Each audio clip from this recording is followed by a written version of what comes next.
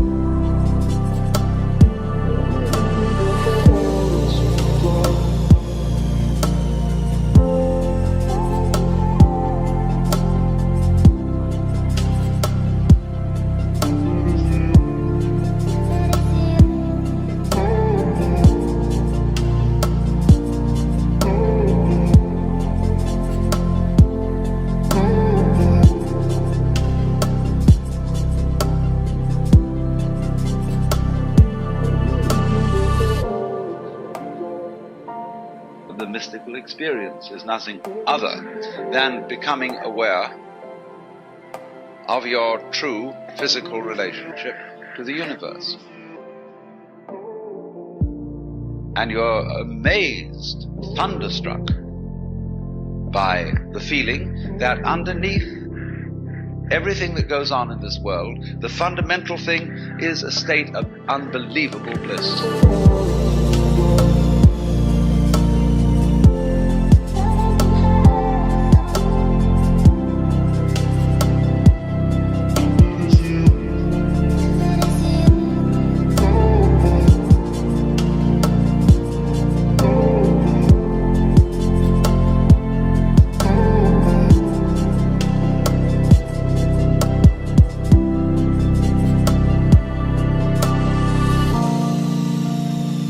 I'm referring to a kind of experience, a kind of, shall we say, state of consciousness, which seems to be as prevalent among human beings as measles.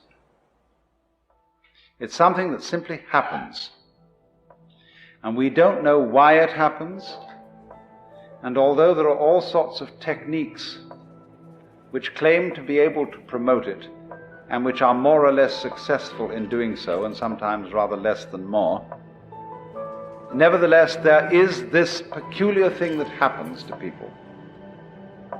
And it's been recorded as far back in time as we have any recording at all. And that is coming over people the peculiarly convincing sensation that their ordinary sense of individuality, personal identity, is transcended.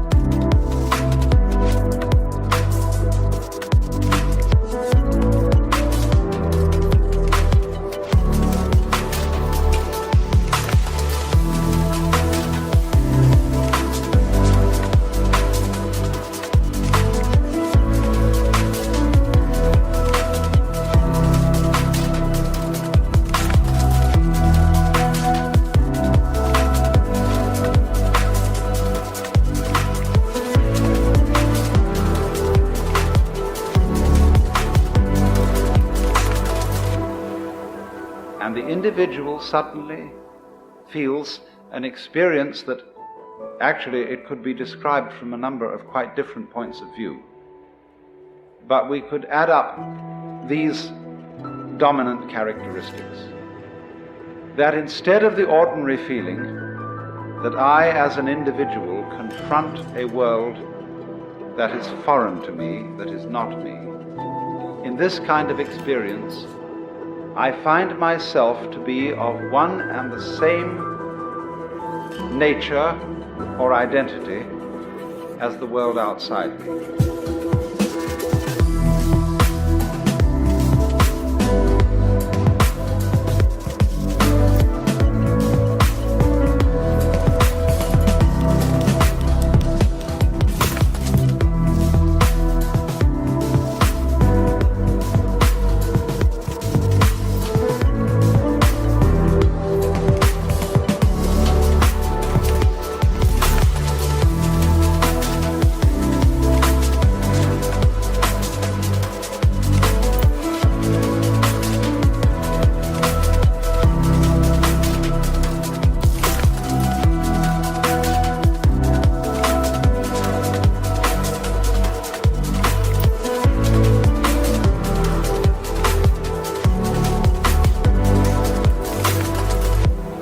In other words, I suddenly feel no longer a stranger in the world, but as if the external world were my own body.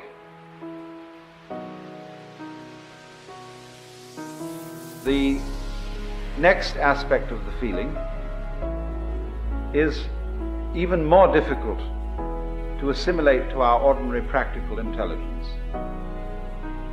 But a very overwhelming feeling that everything that happens, everything I have ever done, everything anybody else has ever done, was part of our harmonious design. That there is no error at all.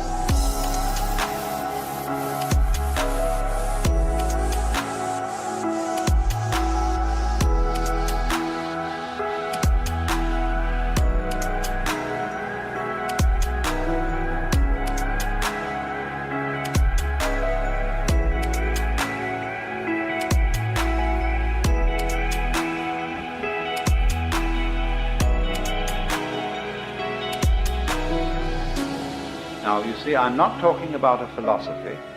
I'm not talking about a rationalization, some sort of theory that somebody cooked up in order to explain the world. I'm talking about a rather whimsical, unpredictable experience that suddenly hits people. And it includes this element of feeling the total harmoniousness of everything.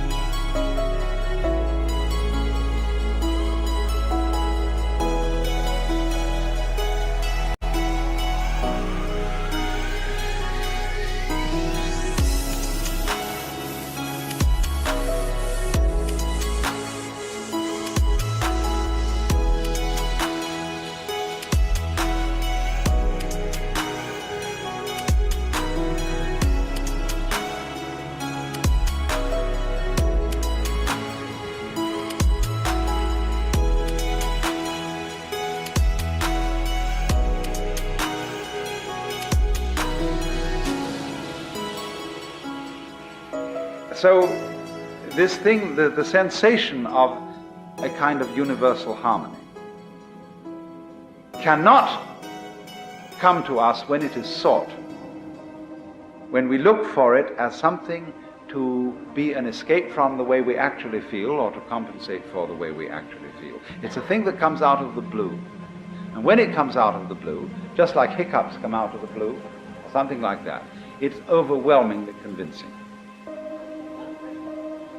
And it stands as, actually, the foundation for most of mankind's profound philosophical, mystical, metaphysical, and religious ideas.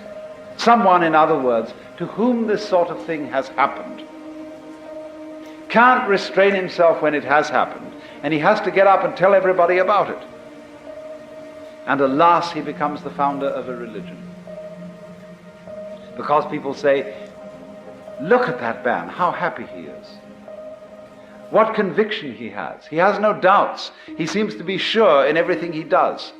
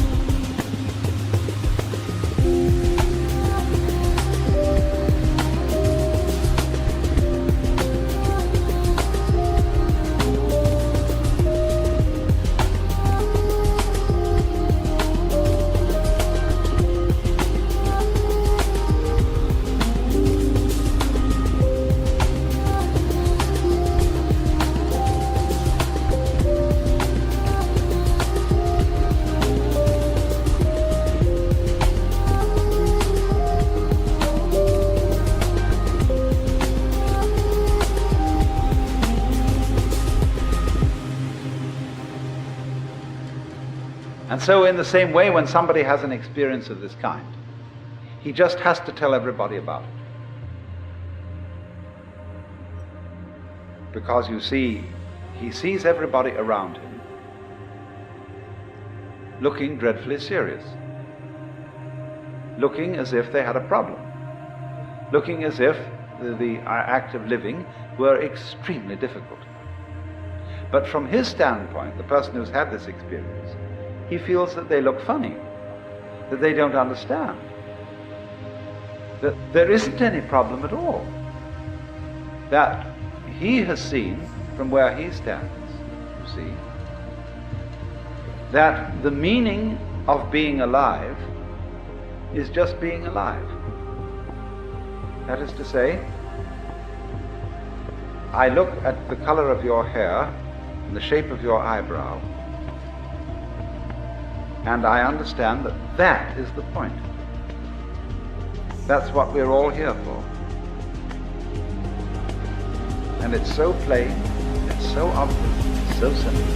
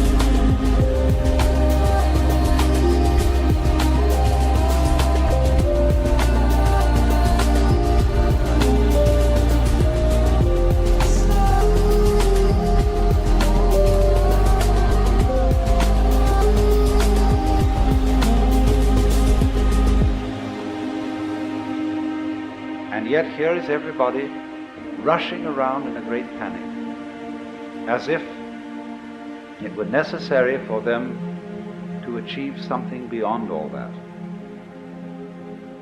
And the funny thing is, they're not quite sure what it is, but they are devilishly intent upon it, after that thing. And so To the person in the state of consciousness, which I call mystical, that all seems very weird, very absurd. But it's not something that you criticize in an unkindly way. You don't say, those damn fools, those idiots. You say, it's such a pity that they don't see it. Because although they are going around in this wildly ignorant pursuit, one of the funny things about it is that they don't realize that there is a dimension, a sense in which their pursuit is magnificent. In other words, the intensely serious preoccupations and anxieties of mankind appear from this standpoint. Not to be foolishness, but to be a kind of marvel. In the same way, perhaps, as you could say that the protective coloring of a butterfly, who has somehow contrived to make its wings look like enormous eyes, so that when a bird who is about to devour this beast is confronted by these staring eyes, the bird is a little hesitating, as when you stare at somebody, they're always taken a little bit aback. So the butterfly appears to stare at the bird. And perhaps you see this phenomenon of the marvelous staring wings of the butterfly is in some way a result of anxiety. The anxiety to survive, all the problems and struggles of natural selection. Nevertheless, in this intense struggle, we are unknowing poets.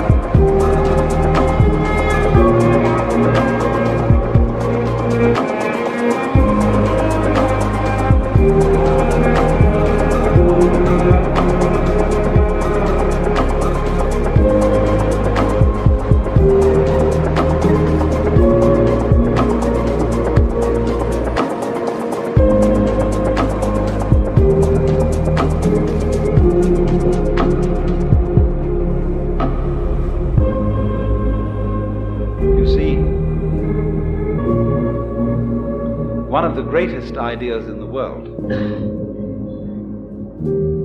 that has ever been produced is, for my thinking, the Hindu idea that the world is a drama in which the central and supreme self behind all existence gets lost and involved, and pretends, plays that he or it, or he, she, or whatever you want to call it, is all the creatures that there are, and gets totally involved. And thus you see, the more involved, the more anxious, the more finite, the more limited the infinite manages to feel itself to be. The greater the artistry,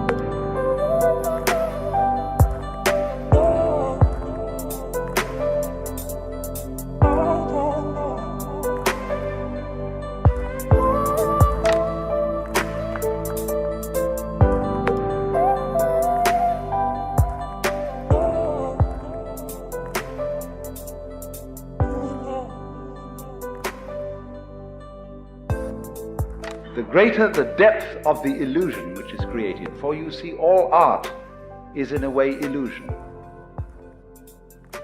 The art of the magician is the art of illusion, the art of misdirecting attention so that a magic seems to appear. And so in this way, the more there is anxiety, the more there is uncertainty,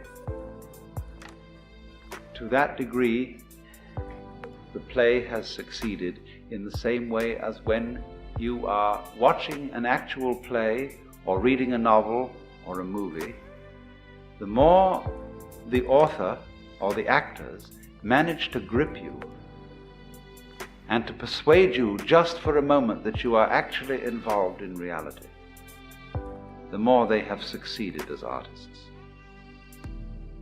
You may have a faint recognition in the back of your mind that this is after all only a play. When you sit on the edge of your seat and you're sweating and your hands clutch the arms of the chair, and the scene so grips you,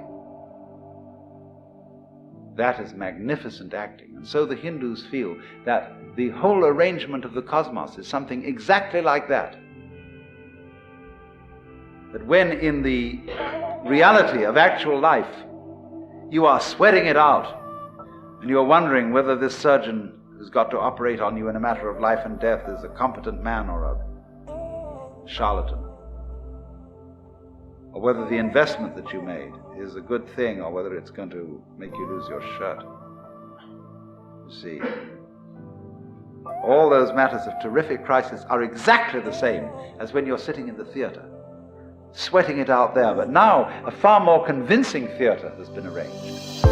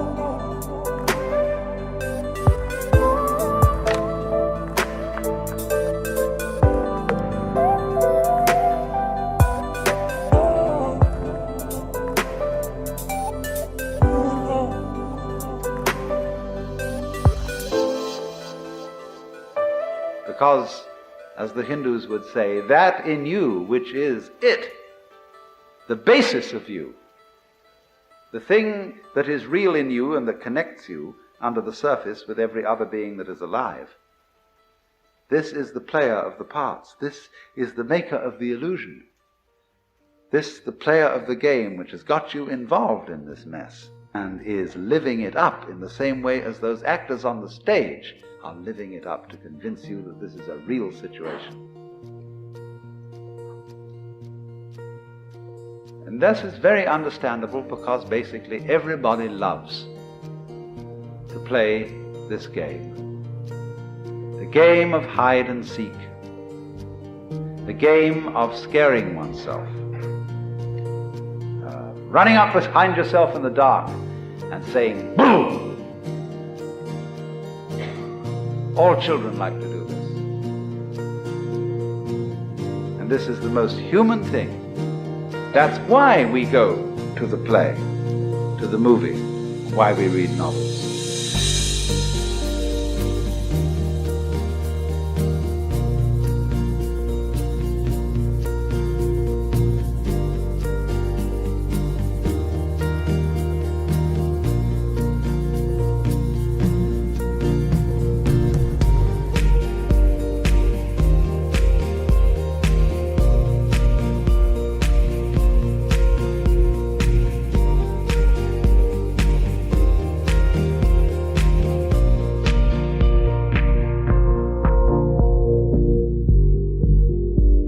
So-called real life is, from the position of the mystic, an extension of the same thing. Because you see, he is the person who suddenly has realized that the game is a game.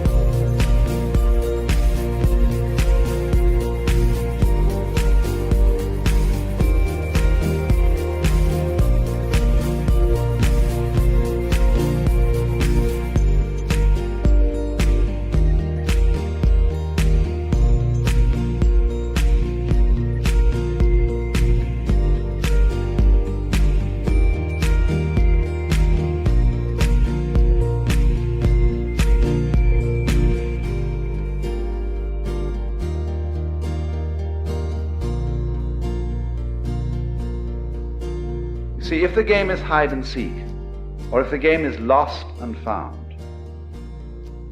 everything to do with the hide side or the lost side is connected with where we as individuals feel lonely, impotent, put down, and so on. All the negative side of existence.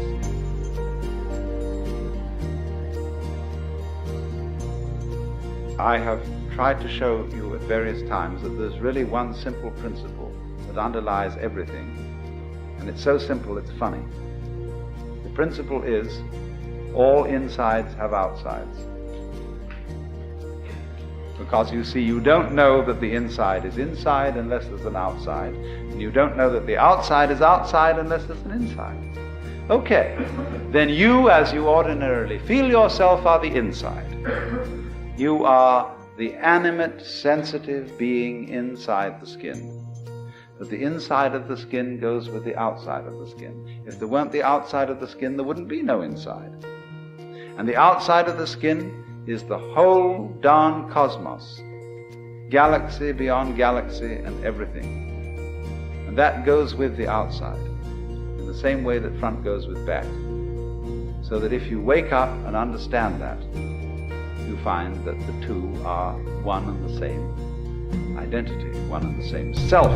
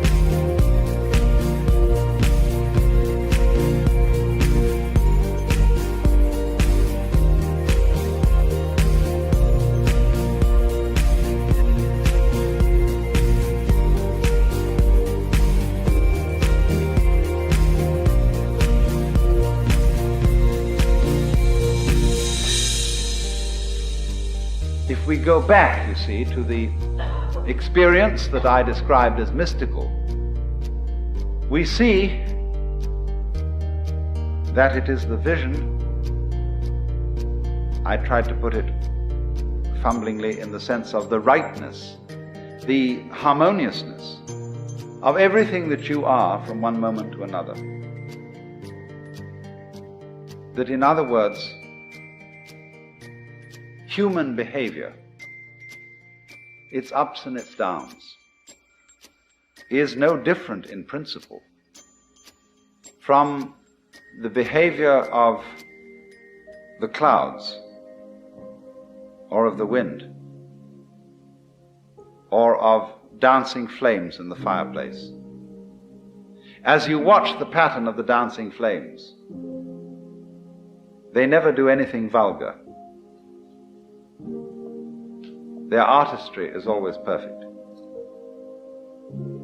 Ultimately, it is the same with human beings. We are just as much a part of the natural order as flames in the fire or stars in the sky.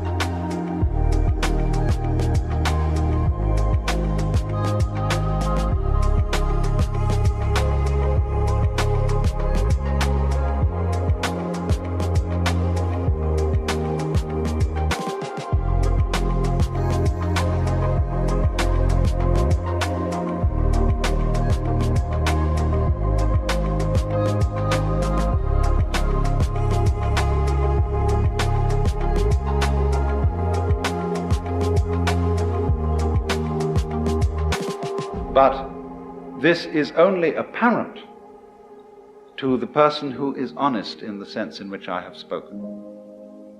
In other words, the person who is tied up with trying to pretend that his feelings are other than what they actually are. He can never see this, and he's always a troublemaker. He is the original hypocrite.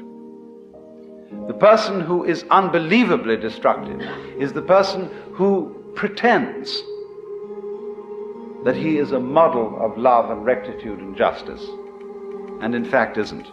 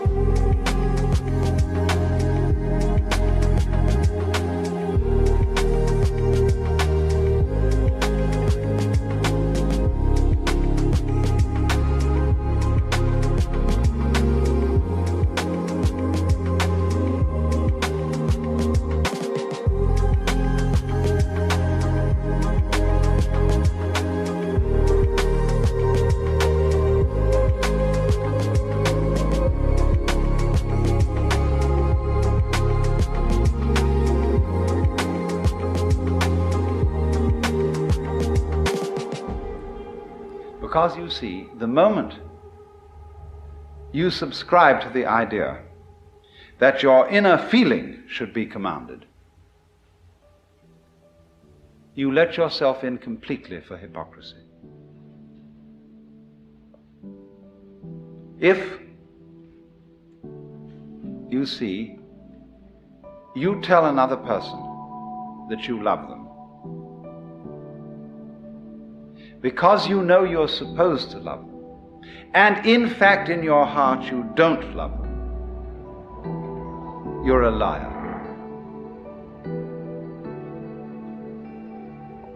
And therefore, the more you insist on that lie, the more you feel it's your duty to make your feelings over and to love that other person, the more you get yourself deeper and deeper and deeper into trouble.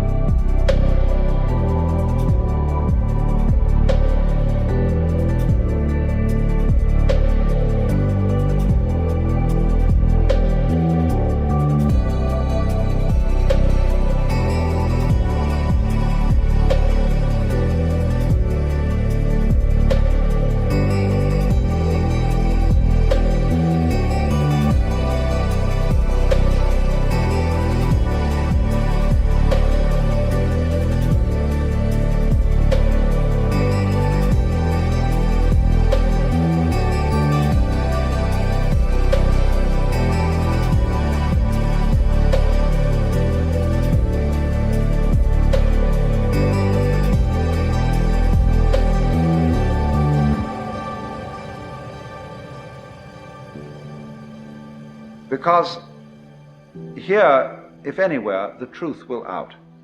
You will not be able to sustain the pretense.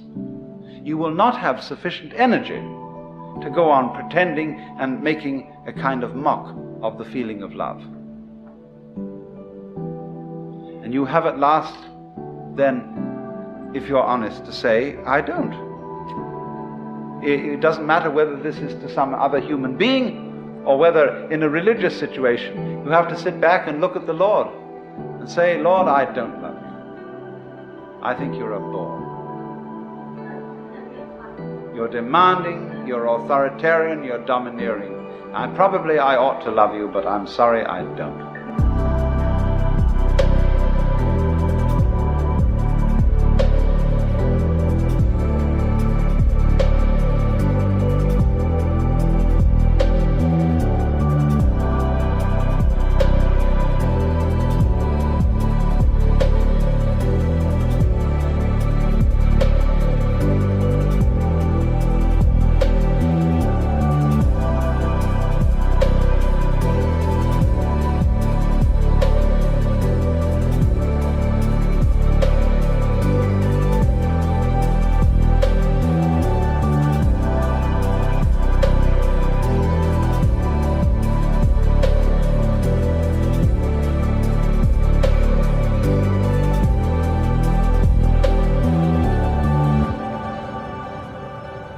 Now,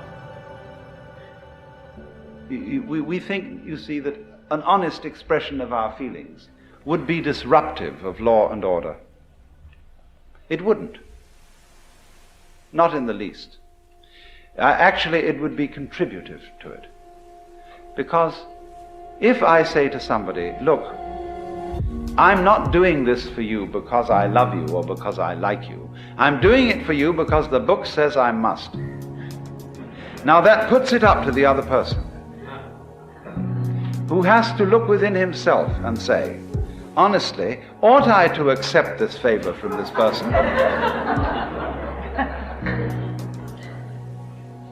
Or ought I to go about seeing how I could provide myself with these conveniences?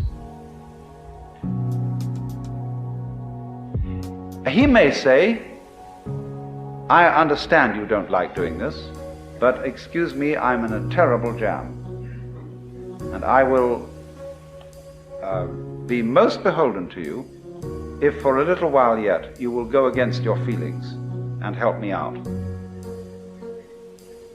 See, that's a nice way of doing things.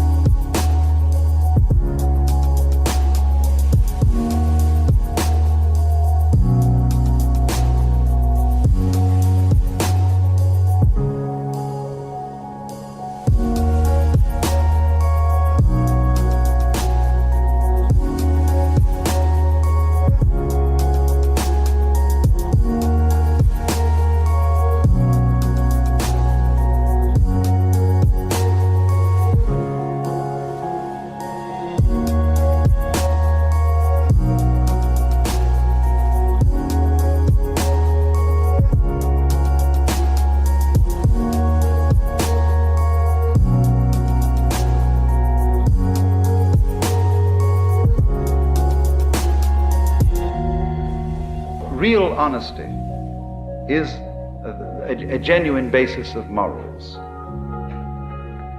Real honesty is always not pretending that your feelings are other than they are. We know, as we deal with situations practically, that we may have to do things that go against our feelings. And it's the same with helping people when you have to. You don't want to help, but on the whole, it's rather necessary to do so. But don't ever be dishonest in playing that your feelings are not what they are.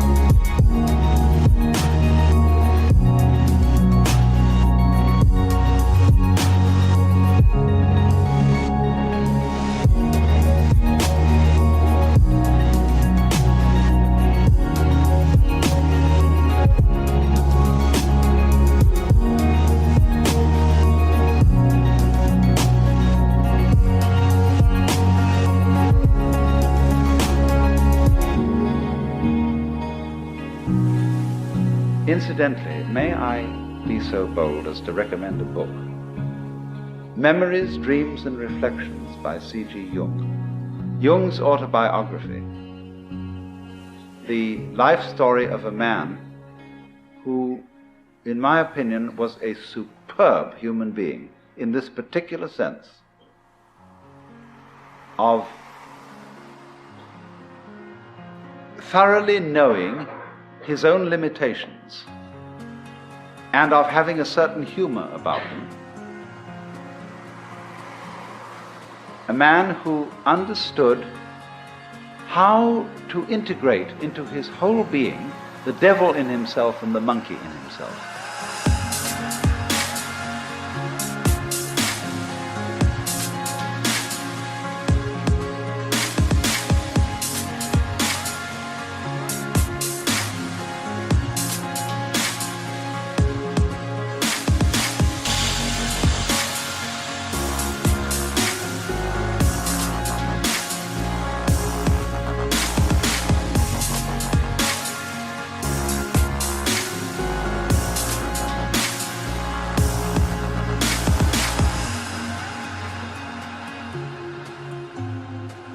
So then, in the metaphysical sphere, the mystic is the one who feels that everything that happens is in some way harmonious, is in some way right, is in some way an integral part of the universe.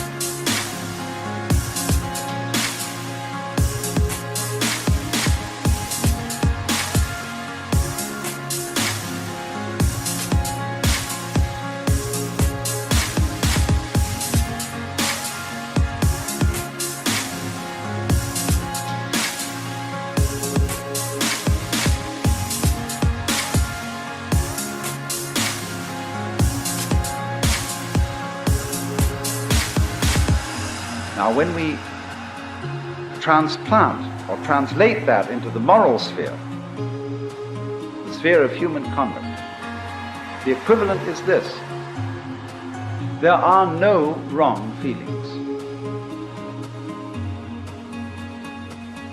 There may be wrong actions in the sense of actions contrary to the rules of human communication. But the way you feel towards other people, loving, hating, etc., etc., there aren't any wrong feelings. And so to try and force one's feelings to be other than what they are is absurd, and furthermore dishonest. But you see, the idea that there are no wrong feelings is an immensely threatening idea to people who are afraid to feel in any case. And this is one of the peculiar problems of our culture, that we are terrified of our feelings because they take off on their own. And we think that if we give them any scope, and if we don't immediately beat them down, they will lead us into all kinds of chaotic and destructive action. It's so funny that we in our Western culture today say that kind of thing. We who do more chaotic and reckless kind of action than anybody ever did. But if, for a change, we would allow our feelings and look upon their comings and goings as something as beautiful and as natural and necessary as changes in the weather, the going of night and day, and of the four seasons, we would be at peace with ourselves. Because what is problematic for Western man is not so much his struggles with other people and their needs and their problems as his struggle with his own feelings, with what he will allow himself to feel and what he won't allow himself to feel. He's ashamed to feel really profoundly sad, so much so that he could cry.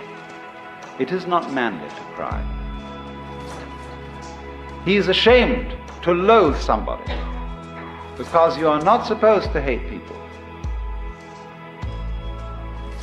He is ashamed to be so overcome with the beauty of something, whether it be a natural landscape or a member of the opposite sex, that he goes out of his mind with this beauty. Because all that kind of thing is not being in control, old boy. Not kind of having your hand on the wheel.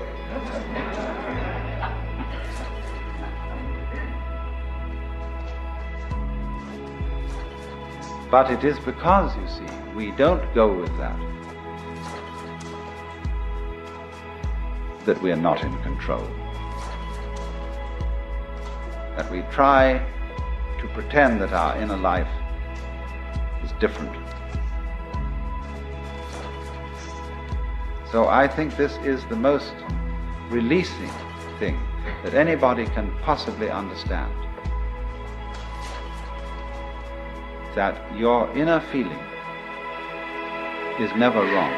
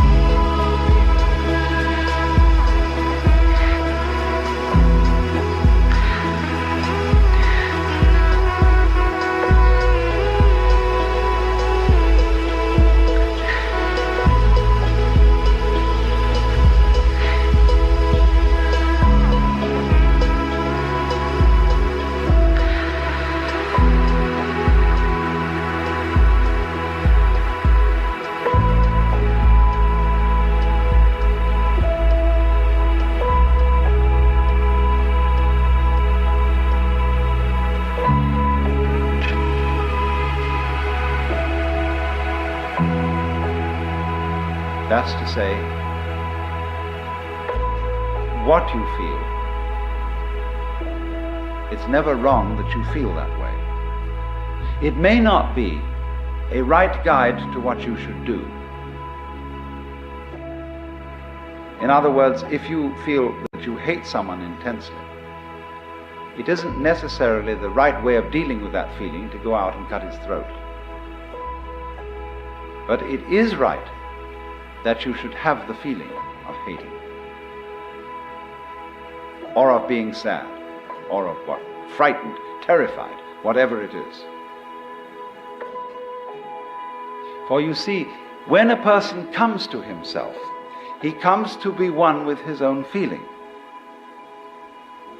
And that is the only way of being in a position to control it.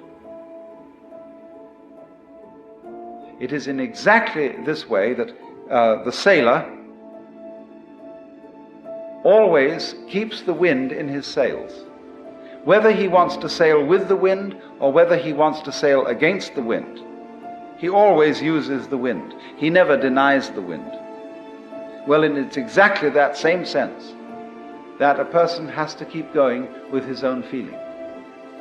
Whether he wants to act as the feeling obviously suggests or act in a different way, he has to keep the feeling with him, because that's his own essential self.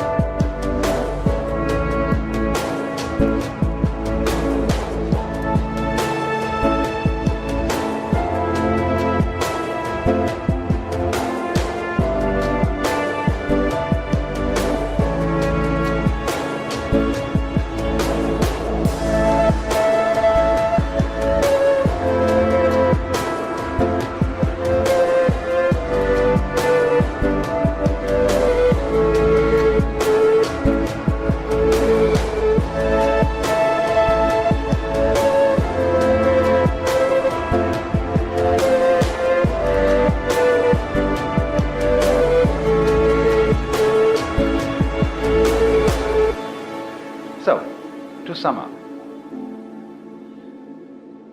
what the mystic primarily feels is the divinity, the glory of whatever is. And when we apply that to the moral sphere, what is what one feels genuinely. And this must always be admitted, always allowed. It doesn't mean to say, let me emphasize this, it doesn't mean that we always are therefore compelled to act upon the basis of what we feel. That is to say, to kill the person we hate. Hatred does not necessarily lead to violence. It is unacknowledged hatred that leads to violence. Honest hatred can be expressed in much simpler ways.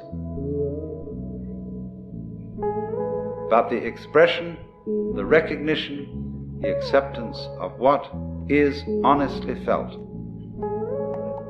is the moral equivalent of the vision that whatever exists is a manifestation of the divine.